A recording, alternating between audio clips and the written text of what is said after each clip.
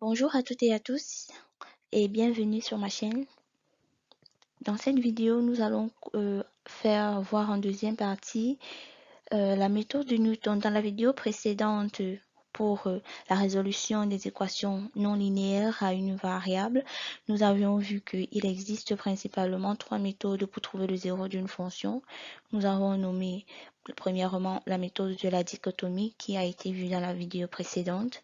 Nous avons la méthode de Newton qui sera abordée dans cette vidéo. Et nous avons la méthode de la séquente qui sera abordée dans la vidéo suivante. Donc, en deuxième partie, nous verrons la méthode de Newton. Nous allons commencer par une petite définition, soit f une fonction continue et différenciable de R vers R. On veut déterminer le zéro de la fonction en utilisant le développement de Taylor du premier ordre. Pour cela, on choisit un point x0 très proche du zéro de la fonction avec f' de x0 différent des zéros. Donc à ce niveau, je ferai un petit rappel. Pour la méthode de la dichotomie, la condition est que f de A fois f de B doit automatiquement être négatif, ce qui revient à dire que soit f de A est négatif, soit f de B est négatif.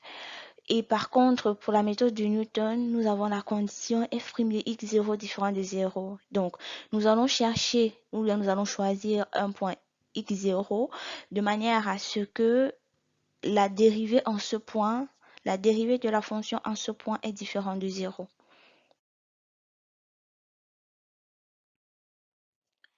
Soit y, la pente au point d'abscisse x0, elle a pour équation y est égal à f de x0 plus f' de x0 fois x moins x0.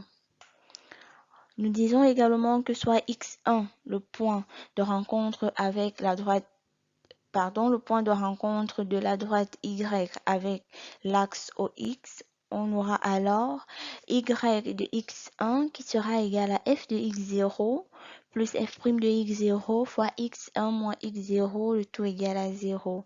Donc, nous aurons x1 qui sera égal à x0 moins f de x0 sur f' de x0. Par conséquent, on trouve par récurrence la relation x indice n moins plus 1, x indice n plus 1 qui sera égal à xn moins f de x0 sur f' de x0.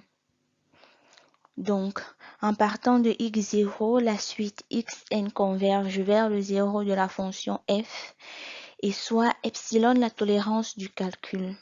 Le calcul s'arrêtera une fois qu'on aura la valeur absolue de xn moins x0 inférieure ou égale à epsilon ou encore f de x0 inférieur ou égal à epsilon.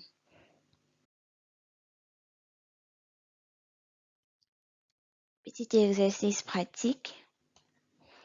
Ici, comme dans le calcul, dans la vidéo précédente, nous allons faire un programme qui nous permet de calculer la solution de la fonction ou encore de trouver le zéro de la fonction par la méthode de Newton, bien évidemment. Donc, notre fonction sera dans ce cas f de x qui sera égal à 2 sinus x moins 1. Avant de continuer, j'ai deux, trois petites remarques à faire. Déjà, comme annoncé au début de la vidéo, la méthode de Newton est un développement de Taylor d'ordre 1. Et également, on tient à préciser que si la valeur initiale x0 est bien choisie, la méthode converge rapidement. Et en plus de ça, il y a deux, trois petits inconvénients concernant la méthode de Newton. La principale difficulté de la méthode de Newton est le calcul de la dérivée f' de x dans le cas où f de x est complexe. Également, nous notons qu'il faut choisir x0 de telle façon que f' de x0 différent de 0, nous l'avons déjà vu. Et en dernière position, nous disons que lorsque la fonction présente un point d'inflexion entre deux points A et B, la convergence n'est pas atteinte. Donc, il faut adapter l'algorithme à chaque exemple traité. Ce qui veut par là dire que La méthode que je vais utiliser pour résoudre cet exercice, elle n'est pas standard.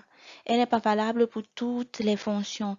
Donc, pour chaque fonction, il faut essayer d'ajuster ou d'adapter la rédaction du programme ou encore l'algorithme pour voir comment atteindre plus rapidement les erreurs de la fonction. Sur ce, je vous dis, allons rédiger le programme et voyons de quoi il en retourne.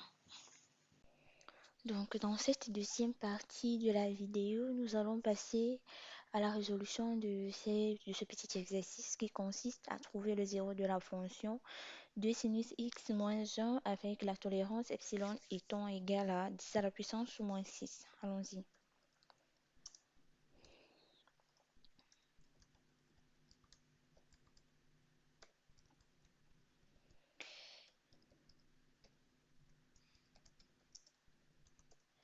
Nous aurons des variables de type réel, entre autres x0, x1, epsilon, f pour la fonction, df pour la dérivée de la fonction.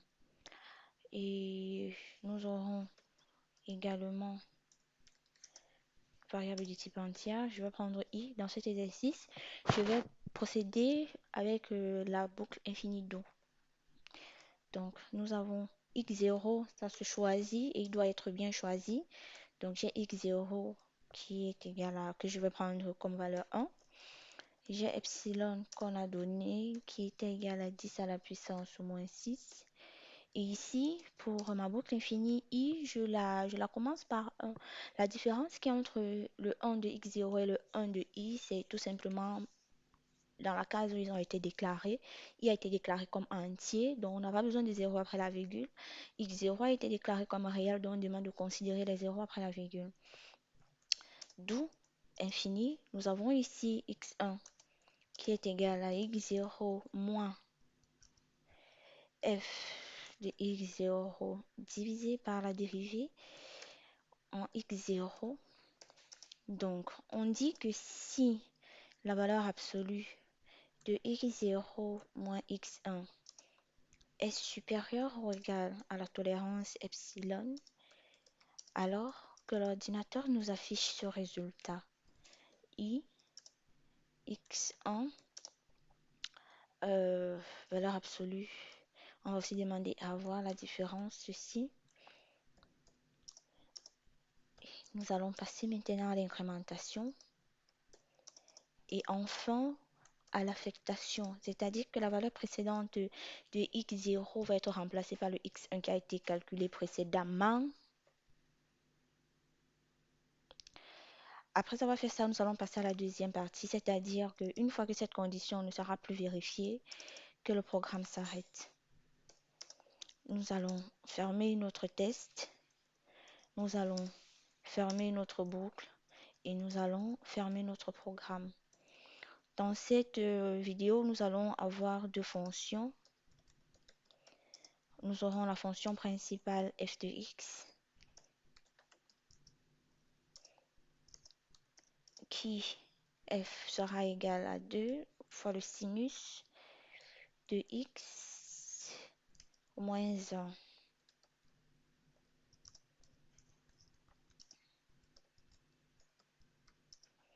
Et en deuxième,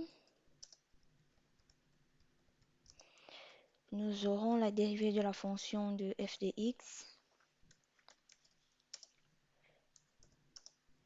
qui aura pour contenu 2 fois le cosinus de x.